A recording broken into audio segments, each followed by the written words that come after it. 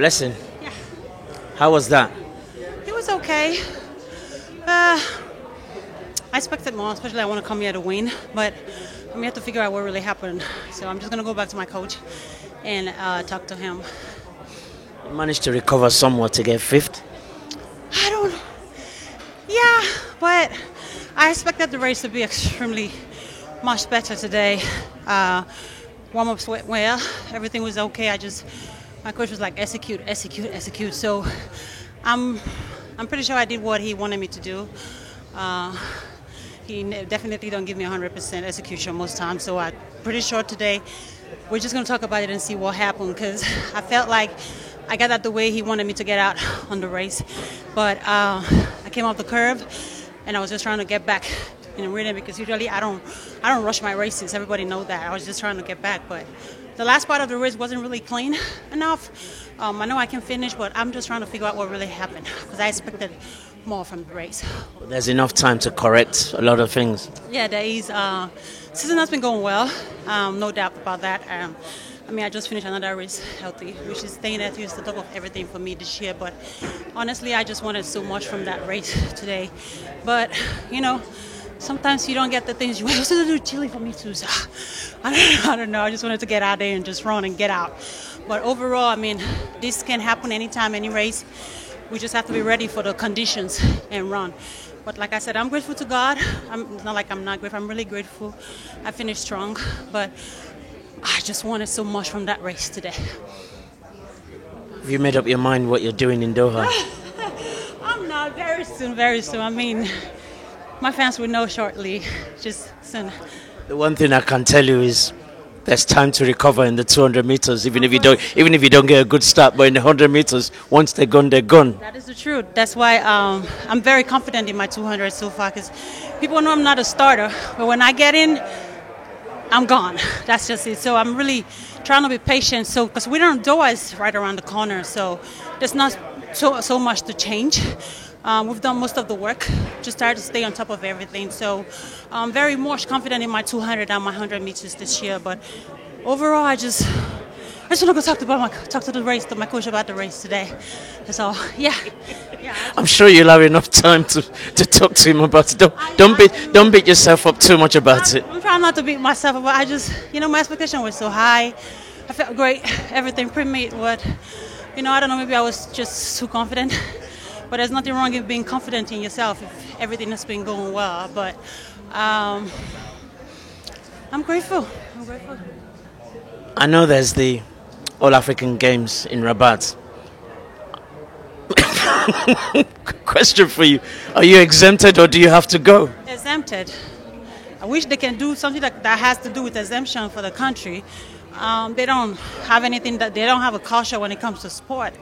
And on top of that, you try to force people to do things that you don't even care about. So sometimes I want to talk about them because it pisses me off. I'm trying to get a camera. I'm not trying to talk about them. I'm trying to talk about the African Games because I'm not talking about it from the point of view of them. I'm talking about it from the point of view of you knowing. I'm knowing your journey in terms of your injuries and in terms of trying to manage your body. That's what I'm talking about. I know they don't understand all that. That's what I'm trying to tell you. They do not. So it's just difficult for people that don't understand anything and they don't pay attention for something to know that anything that has to do with exemption. So let's change the subject, please. We'll change it. Yes, Not long to go to Doha then anyway. Of course not. So anyway, once you get that bit out of the way, is it just going to be rest and training? We've got the African Games for sure and Diamond League finals. And after that, we'll see about the Diamond League final, and then we can just focus on Doha, just rest, train, and prepare for Doha. I can't leave you without asking you this question because it's just something that I've noticed. Sometimes a lot of African athletes, they excel at the Diamond League and Grand Prix. When it comes to the World Championships, sometimes it doesn't quite come together. Is it because they have to race too much due to financial pressure? I really don't know. I've had my series of World Championships and other events, but I think it just depends on the individual. training, the preparations towards that. I feel like most of the time, maybe some of us don't pay so much attention on ourselves and try to put other people or other things into it. And at the end of the day, we lose the focus of what the things we're supposed to focus on. I can speak for myself most of the time and not everybody. There was a time I had so much pressure, the country load, everything was on top of me. But it got to a point and I figured that, honestly, very few people care about you. They just want you to go out there, but they don't understand what it takes for you to get there. So I had to start putting myself first.